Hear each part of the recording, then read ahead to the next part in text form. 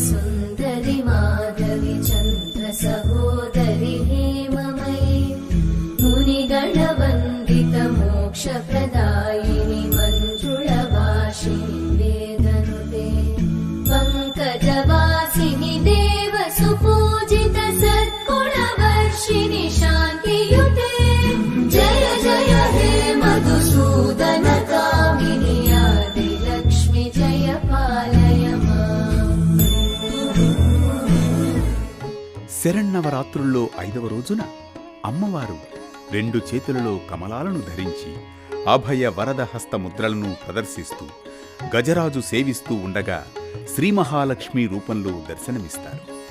మహాలక్ష్మీదేవి సర్వమంగళకారిణి, ఐశ్వర్యప్రదాయిని, అష్టలక్ష్మి సమిష్టి రూపమే మహాలక్ష్మి.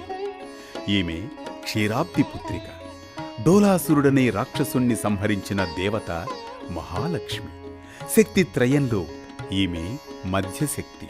లక్ష్మీం క్షీరసముద్ర రాజతనయాం శ్రీరంగధామేశ్వరీం దాసీభూత సమస్త దేవవనితాం లోకైక దీపాంకురాం శ్రీమన్మంద కటాక్షలబ్ద విభవద్బ్రాహ్మేంద్ర గంగాధరాం త్వాం త్రైలిక్య కుటుంబినీం సరసిజాం వందే ముకుంద ప్రియాం అంటూ దేవిని ఉపాసిస్తే ఫలితాలు శీఘ్రంగా కలుగుతాయని మన పురాణాలు చెబుతాయి. नमस्तेस्तु महामाये श्रीपीठे सुरपूजिते शङ्खचक्र गदाहस्ते महालक्ष्मी नमोस्तुते।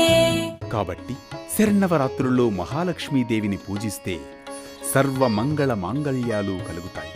అమ్మవారికి వడపప్పు, చలివిడి నివేదన చెయ్యాలి. మహాలక్ష్మీదేవిని భక్తి శ్రద్ధలతో ఆరాధిస్తే సర్వమంగళములు, ఐశ్వర్య సంపదలు, సౌభాగ్యాలు కలుగుతాయి. క్షీరాబ్ది కుమార్తె అయిన ఈ తల్లి కరుణ కటాక్షమే జీవితాన్ని కాంతిమంతం చేస్తుంది. శరన్నవరాత్రి 5వ రోజున మహాలక్ష్మి పూజ ద్వారా గృహంలో సుఖశాంతులు, ధనధాన్య సమృద్ధి నిండిపోతాయి. ఇది శరన్నవరాత్రి 5వ రోజున శ్రీ మహాలక్ష్మీదేవిని ఆరాధించే విధానం, ఆంతర్యం. మరో భక్తి రాగం, ధర్మ దీపంతో మళ్ళీ కలుద్దాం రేపటి పరమార్థంతో. तन्नो लक्ष्मी